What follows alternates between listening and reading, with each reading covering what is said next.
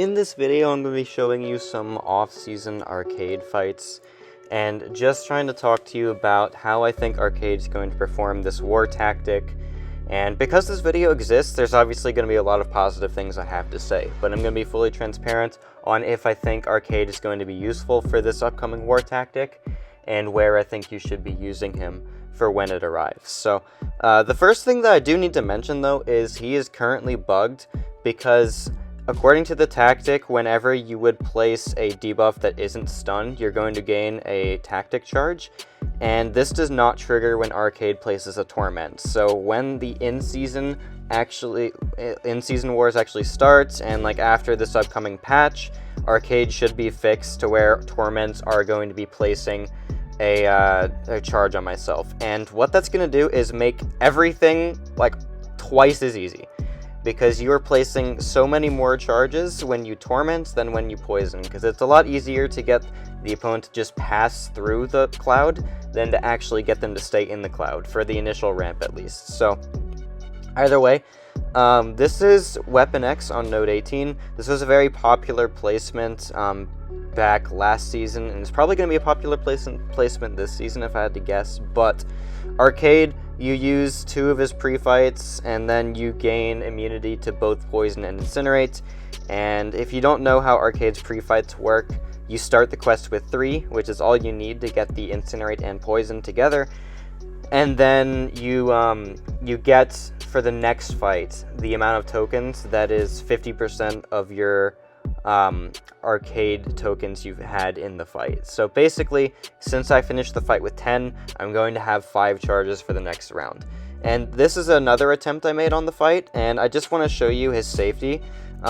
Because I had my maxed out charges, I was going to auto block the next hit, and if your arcade is awakened, your auto block will give you a steadfast. So there, I just saved myself a lot of health because of his awesome auto block safety net. You need arcade awakened to have that steadfast, but still, if you are playing a 6-star or you just got arcade twice, then you're going to have a very good time.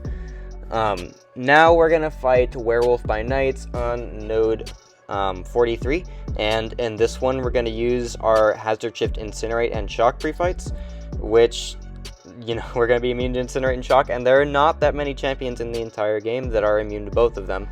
And in the actual tactic pool, it's really just Ultron and Arcade, and Ultron is not even fully immune to them. He just reduces the duration of them based off of his SIG level.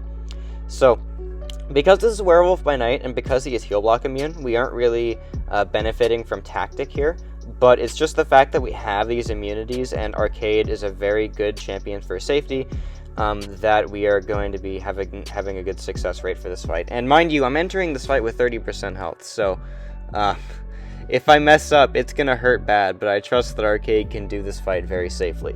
Another really cool piece of utility that is worth talking about for this fight is that when you activate Arcade's Shock pre-fight, its additional ability is the ability that your damaging debuffs cannot have their duration reduced, and Werewolf by Night actually reduces the duration of poisoned on him by 90%, but Arcade does not care about that when he uses his Shock pre-fight, because not only champs like Werewolf, they will take the full duration of the poison.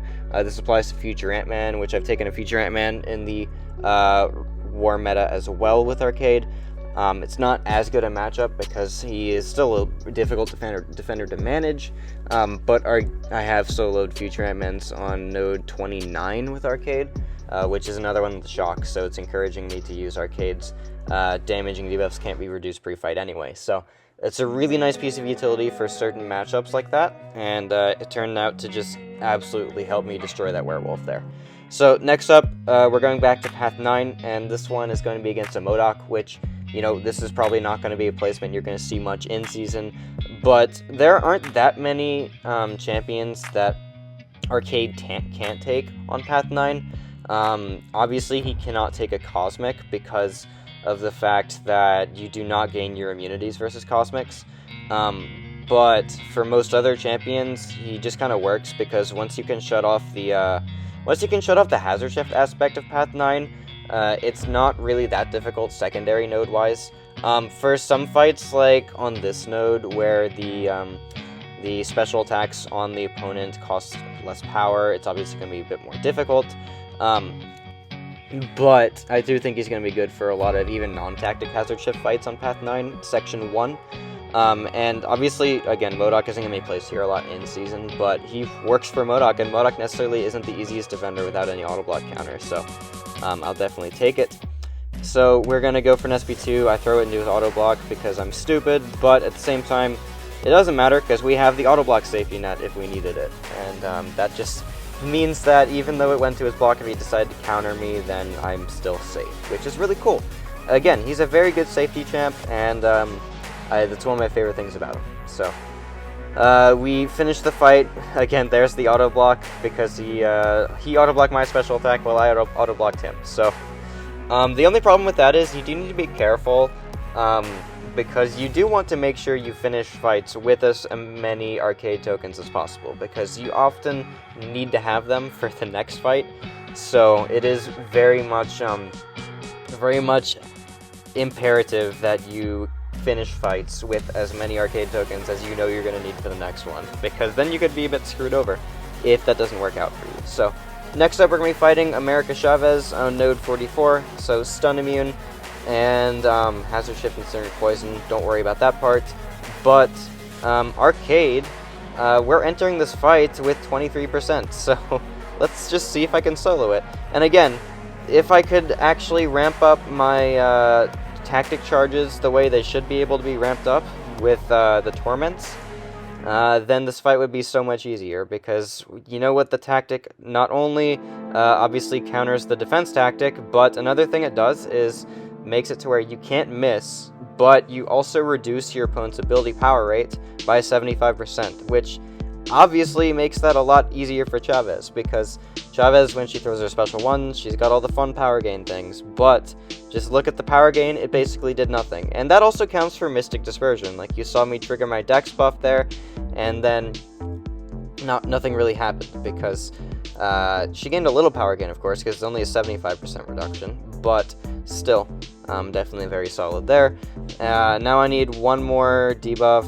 Okay, not there. I'm going to make a mistake and trigger her blue dimension later in the fight, which is going to cause me to almost die.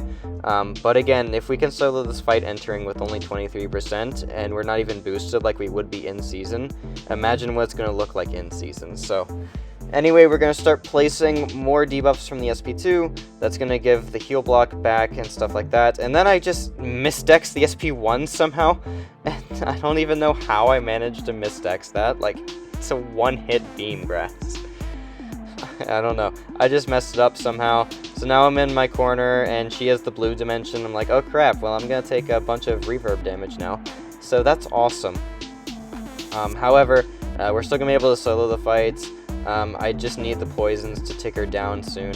And we are at 1% now. I dropped the relic, and I'm just going to let the shocks and poisons tick her out, do some really nice wall dexes, and then she's going to die eventually. Because, yeah, I kill her with the medium attack because her dark dimension went away. So there we go, another solo, and then we're going to have one more fight. This one's not on hazard shift, but it's another showcase of the tactic ability power rate being really nice, ability power rate reduction, because this has rich get richer, so obviously that's ability power gain, so if you get the heal block up, then it's just way easier. And then once again, if the torments were giving me tactic charges, this fight would be oh so much easier, because I could just get Pyramid X in the corner, keep it to where she's going to be in the cloud very often, and every time she gains a torment on herself, we just get the heal block up so often. So anyway, just not being able to push Pyramid X to the corner early just makes the fight so much more difficult. So I can't wait for that to actually get fixed.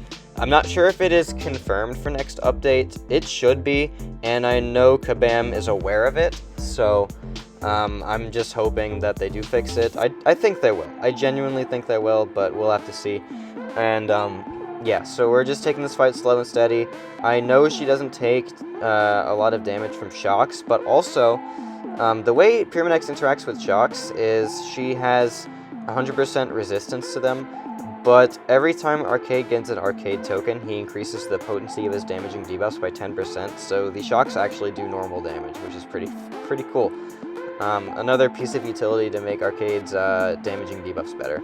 There, I somehow auto-blocked, I don't really know how, but it did give me a Steadfast to where I'm actually preventing Rich get richer entirely, so that's pretty cool. Drop the SP2, place the Incinerates and the Bleeds. She's at an SP2 now, and then I'm gonna go for a block dex probably. Let me see what I do. We're at max tokens now, so even if I mess it up, I'm just gonna go for the kill. Yeah, that works too. We're at max Arcade tokens, so we have the auto block in case she goes unblockable in the SP2. Oh yeah, that happened. I whiffed my medium somehow. I forgot that's how that fight ended. I whiffed my medium somehow, and then she parried me, but whatever. Anyway, in summary, Arcade I think is going to be very good for a bunch of hazard shift stuff.